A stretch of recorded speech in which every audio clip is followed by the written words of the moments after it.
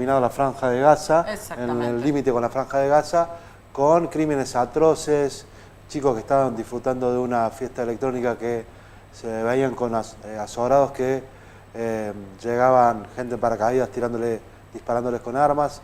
Después ahí se encontraron 270 muertos, creo, es la última cifra que escuché, y ahí es donde se tomaron la mayor cantidad de rehenes en ese campo donde se estaba desarrollando una fiesta. Tenemos una invitada para hablar de este tema, ¿no? Así es, vamos a dedicar toda la segunda mitad del programa a intentar entender el trasfondo de este larguísimo conflicto que vuelve a la escena. Nos acompaña por Zoom Graciela Ramuspe. Ella es doctora en Sociología, licenciada en Ciencias Políticas y Relaciones Internacionales y docente universitaria. Buenas noches, Graciela. Estás muteada, Graciela. Ahí está, ahí va a arreglarlo. Hola, Graciela. Ahí está. ¿Cómo están, Virginia y Fernando? Un gusto estar con ustedes. Buenas noches, muchas gracias por acompañarnos. Queremos que comiences vos, Graciela, con lo primero que pensaste el sábado cuando te levantaste y viste que teníamos otra vez una guerra. ¿Cuál fue tu primera lectura? Mi primera lectura fue que en realidad fue un conflicto más el conflicto permanente que mantiene palestinos e israelíes en la zona, porque en realidad ese espacio geopolítico tan importante ha mantenido hasta ahora 5 grandes guerras, yo diría que con estas 6, y no menos de 16 grandes crisis, entre las cuales algunas también han sido reconocidas como guerras o guerras menores. Pero aparte de eso, han mantenido, oficialmente se dicen 2 intifadas. Sin embargo, yo he trabajado 6 intifadas. Y esto, que podría ser una más de ellas, en verdad ha adquirido una dimensión mayor, por lo cual, más que una intifada, ¿qué se le llama? Aclaremos, una intifada es la reacción del pueblo, digamos, palestino contra el pueblo de Israel, o el pueblo judío de Israel, porque recordemos que en Israel hay árabes, hay cristianos, hay judíos, es decir, es heterogéneo el grupo. Sin embargo, siempre o casi siempre las amenazas van en contra, las amenazas terroristas, aclaro, van en contra de el pueblo judío. De modo tal que cuando yo, contesto a tu pregunta, cuando yo me desperté el día sábado con esta noticia, dije, bueno, vamos a ver qué envergadura tiene la misma. Ahí tomé conocimiento a través de toda la información que la envergadura es más que significativa. Algunos le llaman, digamos, que es un equivalente de la guerra de Yom Kippur en el año 1973. Quizás ustedes son muy, no sé si habían nacido, sí. Pero yo la recuerdo a esa guerra de Yom Kippur, que fue importante porque 2 estados tomaron por sorpresa, que esa es también la característica de esto, tomaron por sorpresa al Estado israelí. Si ustedes me preguntaran si esta guerra va a continuar con estas características, bueno, acá hay un tema que es importante. Después de tomar alguna información, el día sábado, yo pensé, esto es equivalente, no en número, por lo menos hasta ahora, esto es equivalente al 11S. ¿Por qué razón? Porque toma desprevenido a los sistemas de información y seguridad de un país y acontece una catástrofe de importante magnitud. Y cuando en realidad en una confrontación una de las partes toma por sorpresa a la otra, en realidad lo que está mostrando es un grado de vulnerabilidad importante, cosa que Israel no la tiene porque todos conocemos la infraestructura que tiene Israel desde el punto de vista de la información y de la seguridad. Sin embargo, estaban concentrados más sobre el centro del país por otras circunstancias y esto fue tomado por sorpresa en otro sector. ¿Cuál es el otro elemento que toman por sorpresa? Es el hecho de haber derribado barreras, porque en realidad, y acá no sé qué tiempo me dan ustedes para explicar algo, en realidad Israel está rodeado de 6 barreras. ¿Por qué? Porque está amenazado permanentemente por terrorismo. El terrorismo, en este caso, es el terrorismo de Hamás, pero en realidad, está amenazado desde el norte por Hezbollah fundamentalmente, desde la Franja de Gaza está amenazado por Hamás, pero no solamente por Hamás, también por la yihad islámica y también otros subgrupos.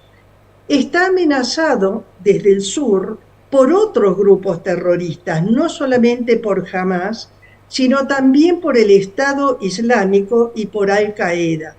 Y así sucesivamente, de modo tal que cuando se dice por qué pone barreras Israel, Israel tiene 6 barreras extendidas, es decir, con Egipto, con la Franja de Gaza, tanto por tierra como por mar, hay muralla bajo el agua, tiene con el Líbano, tiene con Siria, tiene con Cisjordania y tiene algo también con Jordania propiamente dicho.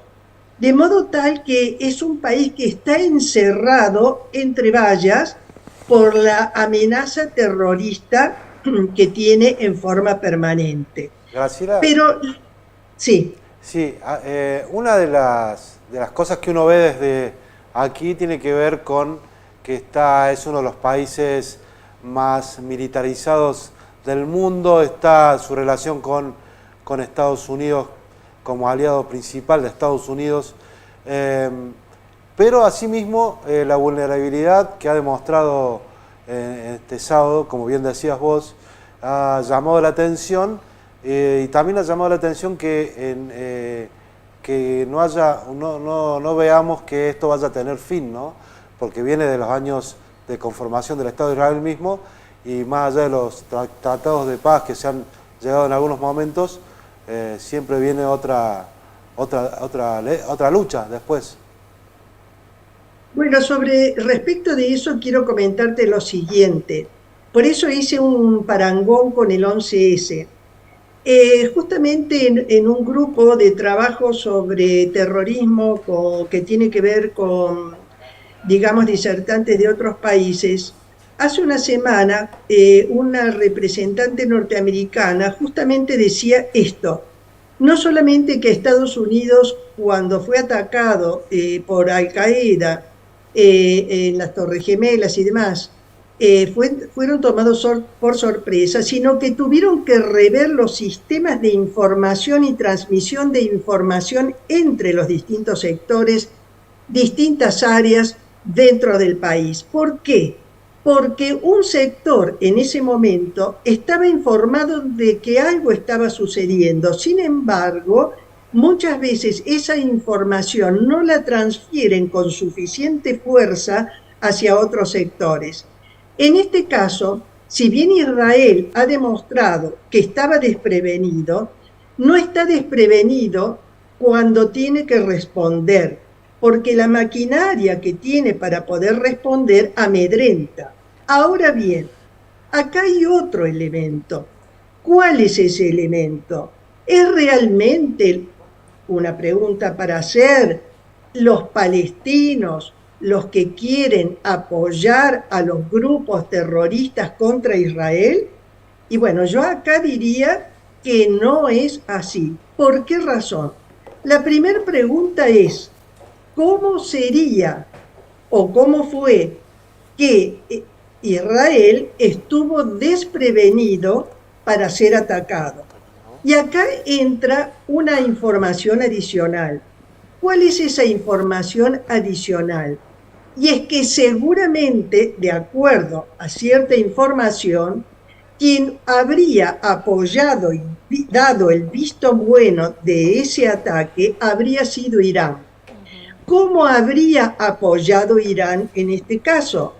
Habría apoyado tratando de bloquear absolutamente a través de sus sistemas, bloquear las comunicaciones por las cuales o a través de las cuales Israel debería haber estado prevenido de que esto iba a suceder.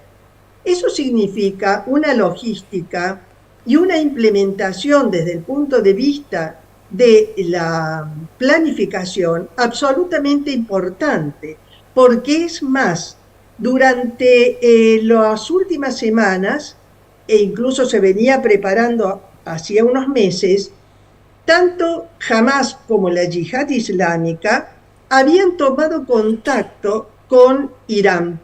No nos olvidemos, por ejemplo, por eso ha intervenido también no solo Hamas, sino Yihad Islámica, que este último es casi una parte o un brazo de Hezbollah, y no diríamos de Hezbollah, diríamos más bien de los grupos revolucionarios de Irán, o la guardia, mejor dicho, revolucionaria de Irán, que ha visto desde el comienzo, que fue el año 79, en la Yihad Islámica, un brazo a los efectos de poder atacar a Israel.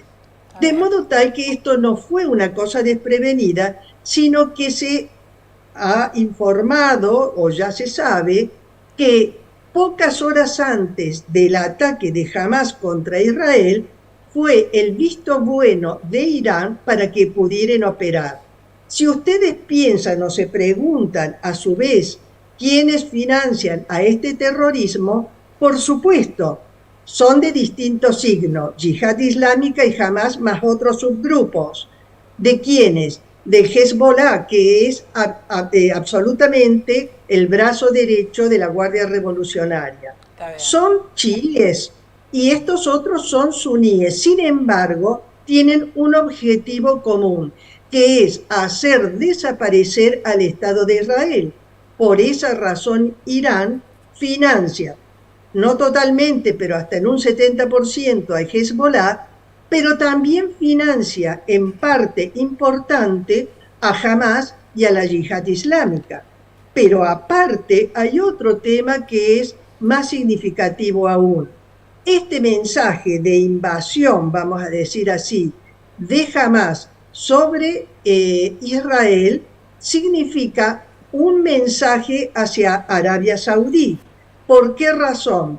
Porque a partir de los acuerdos de Abraham, a partir de lo que se llamó el Foro de Negev de hace un año y medio aproximadamente, en donde Estados Unidos propició una conformación de un grupo de aquellos países que habían armado, digamos, un encuentro y una alianza, no vamos a decir alianza estratégica, pero sí buenas relaciones con Israel, comienza a ser una amenaza para Irán, razón por la cual este atentado de Hamas es patrocinado o sería patrocinado por Irán, no solamente para destruir objetivos tan claros como es Israel, sino para dar un mensaje a Arabia Saudí y los otros países árabes que han hecho acuerdos con Israel. Graciela, ¿por qué razón? Sí. Te quería decir que ha sido muy clara y vamos a seguir ahora con el análisis del tema con